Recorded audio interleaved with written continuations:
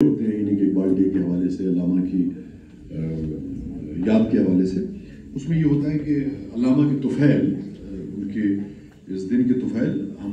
شعر اور ادب سے جڑ جاتے ہیں اور مشاعرہ جو ہے وہ بپا ہوتا ہے۔ تو میں پہلے بھی مجھے بہادرپور یونیورسٹی میں اور بھی ایک جگہ اتفاق ہوا، تو میں نے کوشش کی کہ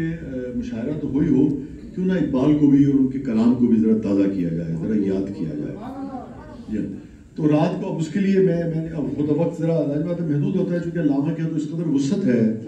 موضوعات کے حوالے، جزاک اللہ، وسعت ہے کہ وہ سارے کا سارا جو ہے وہ ہو نہیں سکتا ہے۔ تو پھر علامہ کی ایسی نظمیں جو کہ آپ کو غور و فکر پر مجبور کر دیں، اور وہ نظمیں جو کہ ہر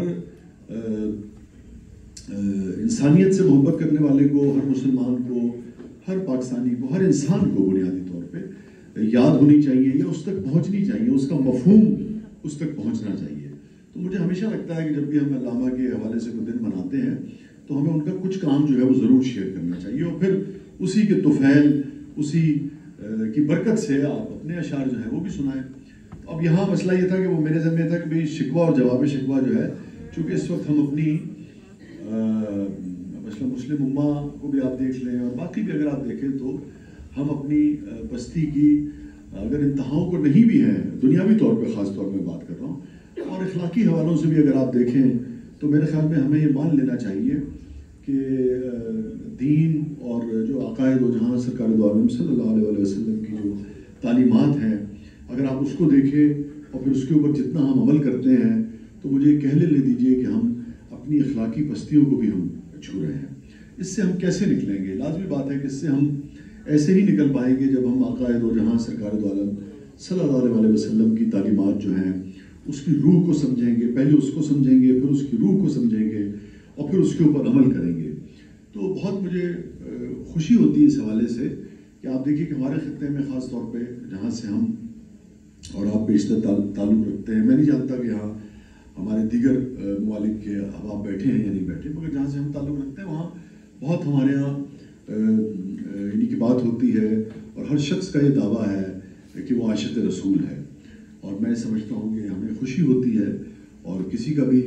دل جو ہے جب وہ شخص دعویٰ کرتا ہے تو ہمیں اس کا احترام کرنا چاہیے، اور ہم سمجھتے ہیں کہ اس میں کوئی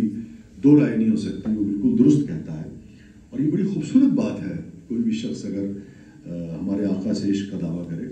اور اس سے بھی زیادہ اگلا مرحلہ میں سمجھتا ہوں اس دعوے کے ساتھ ساتھ یہ ہے جس کی طرف ہمیں اس عشق کو کی انگلی تھام کے جانا چاہیے، وہ یہ ہے کہ ہم آقا سے جب عشق کا دعویٰ کرتے ہیں تو ہم آقا کی تعلیمات پر کتنا عمل کرتے ہیں۔ میں یہ سمجھتا ہوں کہ بجائے اس کے کہ ہم کسی کے عشق پر سوال اٹھائیں یا اس سے ہم الجھنا شروع ہو جائیں یا اس کو ڈسٹرب کریں، ہمیں اس کو یہ ریکویسٹ کرنے کی کوشش کرنی چاہیے کہ جس ہستی سے تم عشق کا دعویٰ کر رہے ہو بہت اچھی بات ہے،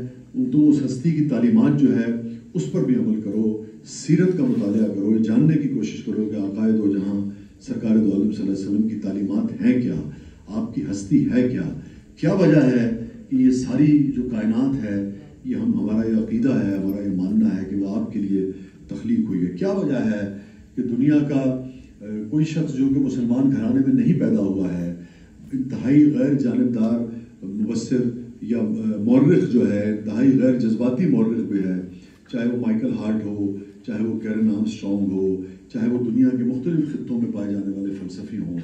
جن کے کانوں میں بچپن سے یعنی کہ اذان نہیں پڑی ہوتی ہے، جو بچپن سے آشنا نہیں ہو پائے ہوتے ہیں عقائد و جہاں سرکار دو عالم صلی اللہ علیہ وسلم سے، جیسے ہم اور آپ کو یہ نصیب ہوئی ہوتی ہے، مگر جب وہ پڑھتے ہیں، تاریخ کا مطالعہ کرتے ہیں تو کیا وجہ ہے کہ وہ یہ کہنے پر مجبور ہو جاتے ہیں کہ آقا جیسی کوئی ہستی جو ہے وہ دنیا میں نہ اس سے پہلے تخلیق ہوئی نہ اس کے بعد تخلیق ہوئی۔ تو سوال یہ ہے کہ ہم کتنا انہیں جانتے ہیں۔ تو اور علامہ کا جو آپ جانتے ہیں ایک بیشتر کام جو ہے وہ قرآن اور سنت کی احادیث کے اوپر اور قرآن کی جو تعلیمات ہیں اس کے اوپر ہے، بہت ساری تو اشعار ایسے ہیں جو کہ ایگزیکٹ یہاں تراجم ہیں اس کے،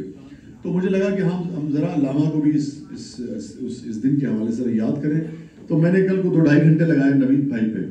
میں نے کہا جی مجھے تو آپ نے بلا لیا ہے اور میں ان دنوں بالکل پاکستان سے نکلنا نہیں چاہ رہا تھا والدہ کی طبیعت کی خرابی کی وجہ سے، مگر یہ ہے کہ پرانی کمٹمنٹ تھی، بیچ میں ان کی صحت بھی سنبھلی تھوڑا، تو ایک دن کے لیے میں نے کہا میں آ جاؤں گا. تو میں نے ان کو کسی نہ کس طرح قائل کیا. میں نے کہا آپ کی آواز بہت اچھی ہے، لہن بہت اچھا ہے، اور چونکہ آپ کا شعر و ادب سے تعلق ہے تو ہم ایک ذرا سرپرائز دیں لوگوں کو، جس کام کے لیے ہم اکٹھے ہوئے ہیں وہ میسج بھی جائے. بڑی خوبصورت بات ہے کہ ہماری بہنیں یہاں تشریف فرما ہے، میری عمر کے مجھ سے بڑے سینئر لوگ بھی ہیں، مگر ہمارے نوجوان بھی یہاں بیٹھے ہیں، یوتھ بیٹھے ہیں، بچے ہمارے یہاں بیٹھے ہیں. تو جب یہ جائیں تو میں آپ کو بعد میں اپنی چیزیں بھی سناؤں گا، مگر یہ ہے کہ کچھ لطف بھی ہو، کچھ انٹرٹینمنٹ بھی ہو، مگر کچھ سیکھ کے بھی جائیں. وہ ضروری نہیں ہے کہ کوئی پیراڈائم شفٹ ہو جائے ہماری زندگیوں میں، مگر یہ کہیں نہ کہیں اچھا شعر، اچھی بات جو ہے یہ اس بیج کی طرح ہوتی ہے جو بعض اوقات بغیر پانی کے، بغیر آبیاری کے، بغیر اس کے کہیں پڑا رہتا ہے، پھر ایک دن اس کے اوپر کوئی اوس کا قطرہ پڑتا ہے اور اس کے اندر سے پودا جو ہے اس کی نمو کا آغاز ہو جاتا ہے. تو ایسے ہی لٹریچر بھی ہوتا ہے. یہ یعنی کہ این ممکن ہے کہ آج آپ کو لگے کہ بھائی ٹھیک ہے سن لیا، مگر یہ کہیں نہ کہیں کوئی نہ کوئی تبدیلی جو ہے وہ ضرور لایا کرتا ہے. وہ جو انگریزی کا ایک فلسفی ہے نا، اس کو ہم کہتے ہیں بٹرفلائی ایفیکٹ، کہ دور کہیں یعنی کہ ہزاروں میل دور ایک تتلی جو ہے وہ بعض اوقات کسی جھرنے سے گزرتی ہے، کسی پھول پر آ کے بیٹھتی ہے، یا کسی گلیشیئر پر بیٹھتی ہے، یا کسی ایسی جگہ بیٹھتی ہے، اور اس کا ایفیکٹ جو ہے وہ ہزاروں میل دور جا کر ہوتا ہے. تو یہی لفظ کی بھی یہی خوبصورتی ہے کہ لفظ کا بیج آپ آج بو دیجئے اور اس کا پودا جو ہے وہ بعض اوقات سالوں کے بعد جا کے پروان چڑھتا ہے، اور وہ آپ کا ایک لفظ جو ہے ہمیں اندازہ بھی نہیں ہوتا، ہم جان بھی نہیں پاتے، مگر وہ درخت بن کے لوگوں میں چھاؤں بھی اور پھل بھی تقسیم کر رہا ہوتا ہے. تو میں نے ان کو راضی کیا. تو اب ہم کرنے یہ جا رہے ہیں کہ میں آپ کو اپنی چیزیں بعد میں ہم سنائیں گے، اور اس سے پہلے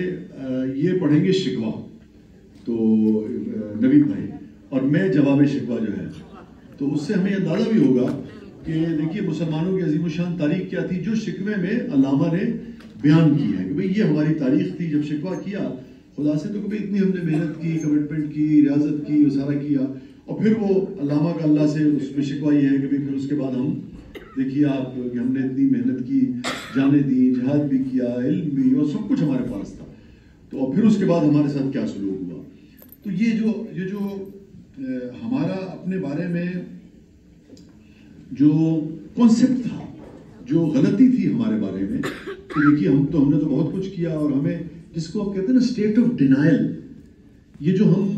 حالت انکار میں تھے اور آج بھی ہم حالت انکار میں ہیں. یہ جو ہم کہتے ہیں نا کہ جی خدا جو ہے وہ ہماری مدد کرے گا، اور دیکھیے ہم نمازیں پڑھتے ہیں، اور دیکھیے ہم تو اس قدر ہماری مسجدیں آباد ہوتی ہیں، وہ یقیناً بہت اہم ہے، اس میں کوئی دو شک نہیں ہے، ریچولز کی دو رائے نہیں ہے، اس میں ریچولز کی بے پناہ اہمیت ہوتی ہے. مگر اس کے ساتھ ساتھ آپ اگر سیرت کو آپ دیکھ لیجئے کہ اگر صرف اور صرف ریچول کی یا عمل کی اہمیت نہ ہوتی تو کیا ہمارے آپ کے آقا کو اس قدر تکالیف برداشت کرنا پڑتی؟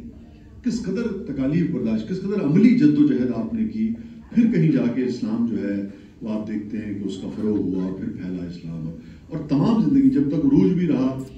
مسلمانوں پہ تب تک وہ اپنا مستقل عمل جو ہے وہ ان کی زندگیوں کا حصہ تھا. تو ریچولز اور پلس عمل دونوں چیزیں جو ہے میں سمجھتا ہوں امپورٹنٹ ہے. ریچول کی فلسفی مجھے لگتا ہے کہ ہم شاید بھول جاتے ہیں. بعض کہتے ہیں جی ریچول کو چھوڑ دیں، میں اس کے بالکل حق میں نہیں ہوں. میں سمجھتا ہوں کہ نماز، قرآن، روزہ، زکوٰۃ یہ آپ کی روح کی تطہیر کرتے ہیں، اور یہ وہ کمٹمنٹ ہے جو آپ کو یہ سکھاتی ہے کہ آپ نے عمل کرنا ہے. یہ تو وہ شارٹ کورسز ہیں جو آپ کو عمل کے لیے راغب کرتے ہیں. افسوس یہ کہ ہم وہ کورسز کر لیتے ہیں اور ہماری کیفیت بالکل اس طالب علم کی حیثیت سے ہوتی ہے جو پورے گھنٹہ یا پورا دن